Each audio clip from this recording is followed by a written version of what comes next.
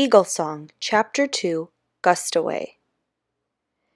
As he did his homework on the small dining room table, Danny listened to his mother and father talking in the kitchen. "You'll only be home for the week?" his mother's voice said. "Crew's going to Pittsburgh," his father's voice answered. "It's the Mohawk warrior tradition, Sal. You know, we men go out hunting while the women stay home and take care of the really important things." "I don't feel like being teased tonight, Rick." His mother's voice had become serious. Danny realized how much noise his pencil was making as he scratched it across the paper. He stopped writing and listened harder, but now he could no longer understand what his parents were saying. They were talking in Indian. He had never learned enough Mohawk to understand more than a word or two when people who were really fluent in the language were talking it fast. Even back in the Akwesasne Mohawk school where he used to go, people mostly talked English, except in the native culture class. His parents had always intended to send him to a school where Mohawk was spoken a lot of the time, like the Freedom School up on the res. But then they'd moved to Brooklyn. As Danny listened closely, though, he heard words that he understood. One of them was his name. His mother said it first, and then his father said it, as if he was catching on to something. They didn't say much more in Mohawk, only a few sentences. Then there was silence. "Danny," his mother called to him, "clear off the table now so we can set it for dinner." As the three of them sat together at the dining room table, Danny noticed again how broad his father was. Richard Bigtree looked as solid as a building. "Will I ever be as big as you, Dad?" he said. "I'm Wolf Clan," Richard Bigtree said. "We tend to be big people, but you might be bigger. Your mother is a Bear Clan, and so that's what you are." "Why don't I belong to your clan?" Danny said. He knew the answer, but he wanted his father to keep talking. It made him feel good to hear his father's voice. Their apartment seemed so empty without it. "Clan membership always comes from the mother. That is the way it always is among our Iroquois people.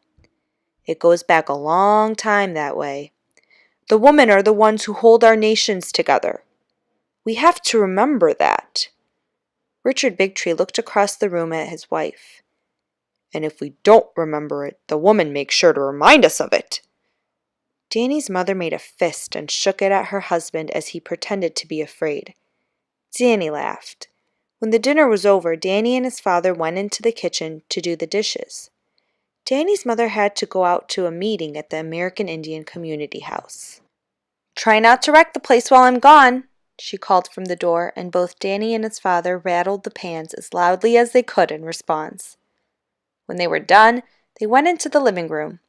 Danny's father sat in the big chair and picked up the remote control. "What'll it be?" he said. "News or outer space?" He looked down at Danny. "Dad," Danny said, "can I put on your hard hat?" Richard Bigtree put down the remote control. "Okay," he said, "but you be careful not to break it. That hard hat is real fragile." "You're teasing me, Dad. Didn't you tell me a steel beam could fall on your head and it wouldn't even scratch it?" "That's right, son," Danny's father said. "Matter of fact, that's why I'm built like this. Used to be 6'5" and skinny as a stick, till a steel beam fell on my head while I was wearing that hard hat. Saved my life, but I got squished right down, so I look like this now. Now I'm 5'9". Danny's father patted his broad stomach. "And I'm about 5'9" tall, too." Danny laughed. His father pointed with his chin toward the hall, and Danny ran to get that back. He put it on and walked back into the room. He could barely see out from under it. In the old days, our traditional caps, our Gustowehs, had 3 hawk feathers on them, just like those I painted above the eagle on that hard hat you're wearing. That hard hat is what our Gustoways look like today, son, his father said. That is the cap of a real Iroquois man. Danny reached up and took the cap off his head. He ran his palm over the beautiful design of the eagle that his father had painted on the front of the cap. The eagle's wings were spread open wide.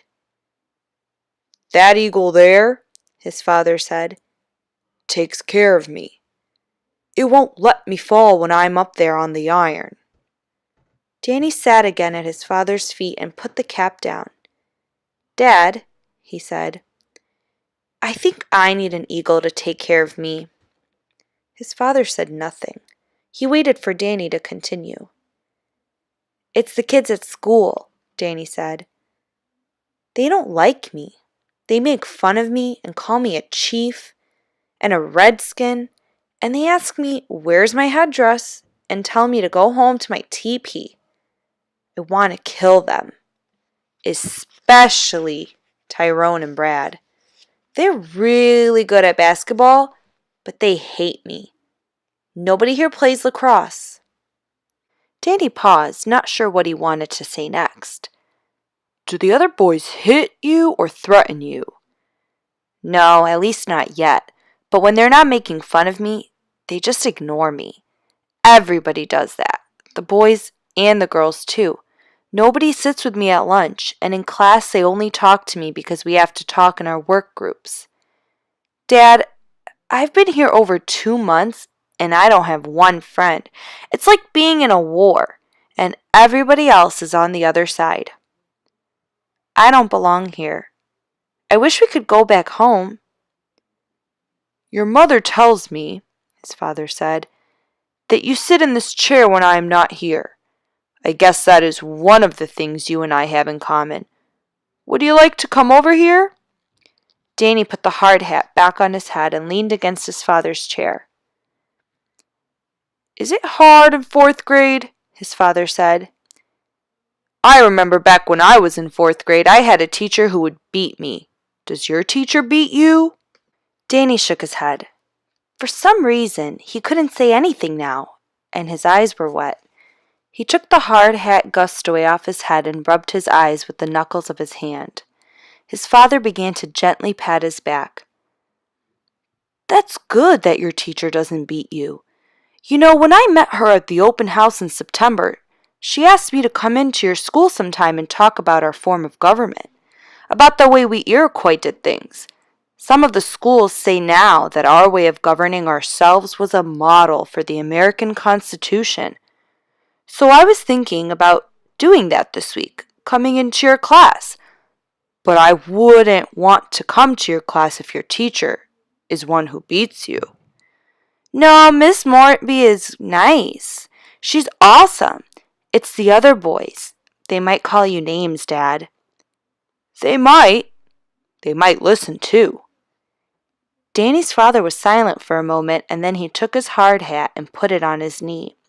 He began to tap his fingers on the top of the hat in a 2-beat rhythm that sounded to Danny like a water drum being played for a social dance.